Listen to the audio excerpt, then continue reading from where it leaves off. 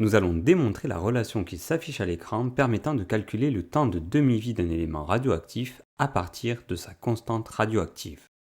Pour cela, il faut se rappeler la loi de désintégration radioactive dont la formule est la suivante. Le nombre de noyaux radioactifs à l'instant t est égal au nombre de noyaux radioactifs à l'instant initial noté n0 fois exponentielle de moins lambda fois t, avec lambda égale à la constante radioactive.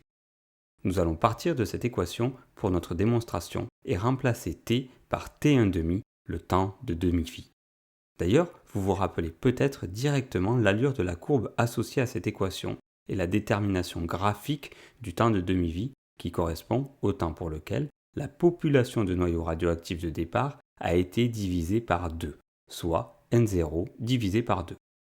On remplace alors dans l'équation n de t1,5 par n0 divisé par 2. On remarque qu'on peut simplifier par n0 car il se trouve des deux côtés de l'équation, ce qui nous donne l'équation suivante. Pour enlever l'exponentielle, on fait l'opération inverse, c'est-à-dire logarithme népérien des deux côtés de l'équation, car, pour rappel, ln de exponentielle de a est tout simplement égal à a.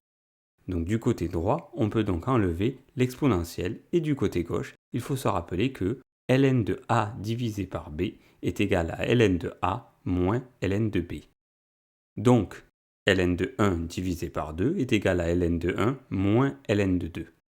Or, rappelez-vous, ln de 1 est nul, et les deux signes négatifs de part et d'autre du signe égal peuvent se simplifier. On obtient alors que ln de 2 est égal à lambda fois t1,5. Maintenant, il ne reste plus qu'à faire passer lambda de l'autre côté de l'équation et on obtient que t1,5 est égal à ln de 2 divisé par lambda, car l'opération inverse de la multiplication est la division. En inversant les termes de gauche et de droite de l'équation, on retrouve bien l'égalité de départ. Connaissant la valeur de la constante radioactive, on peut calculer le temps de demi-vie de n'importe quel élément radioactif.